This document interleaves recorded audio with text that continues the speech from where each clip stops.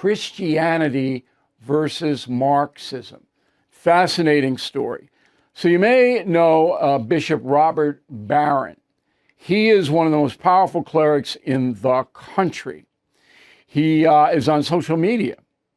He has Word of Fire, and it is a very, very successful website. And traditional people not on social media may not know him, but boy, this guy has a lot of influence. And he is the sitting bishop in the Diocese of Winona, Rochester, Minnesota, right south of Minneapolis. Well, anyway, Bishop Barron, and I know him, I wouldn't say he's a close friend, but we do correspond. Bishop Barron is one of the few clerics of all faiths in America who will take on what he sees as danger to the country. His latest is about Marxism in America. Go. What's worrying me, everybody, is the extent to which political leadership on the left in America is becoming, it's unapologetically Marxist. The mayor of New York City, the warmth of collectivism. He's calling for the confiscation of private property, of seizing the means of production. All language right out of the Communist Manifesto. Might I encourage followers of, Mayor Mamdani and AOC, talk to some of them. They're still alive, some of them. The people that fled Marxist tyranny in Europe. People laboring under it to this day in Cuba, North Korea, Venezuela, etc. And then this too. It concerns me not just as someone who follows politics, but as a bishop of the Catholic Church.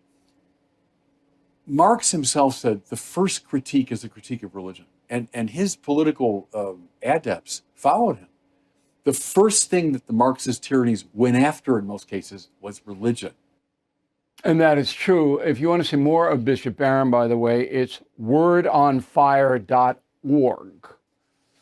All right, so Stalin in 1928, when he was consolidating power in the Soviet Union, he implemented a godless 5-year plan. Now, I write about Stalin in my book, Confronting Evil.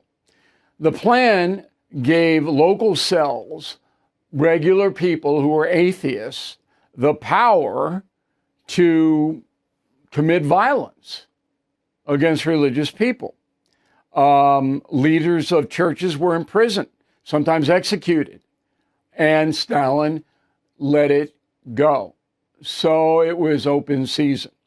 1949, Mao Zedong, China. He's also in Confronting Evil. So he started a nationalism campaign where the government in Beijing confiscated churches, threw them, all the clerics out, took the buildings, and did whatever they wanted. And Buddhist monks, Catholic priests, Protestant Christian evangelists, they were persecuted, sometimes killed by Mao.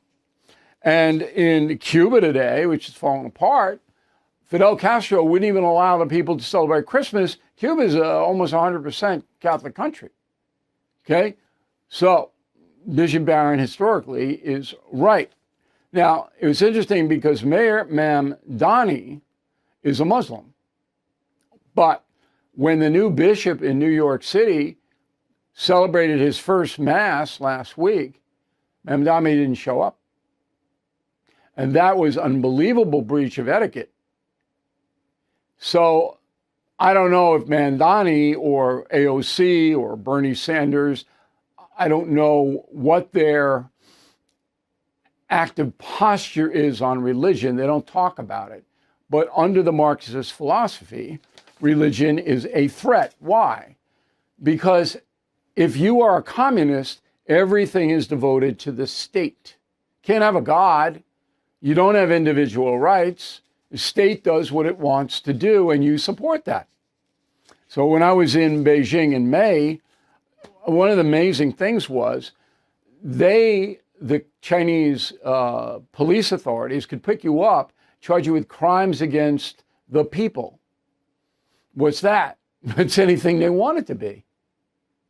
And you can get executed for crimes against the people. It's whatever they want it to be, okay, that's what you're facing. Of course, you don't have lawyer, due process, or any of that.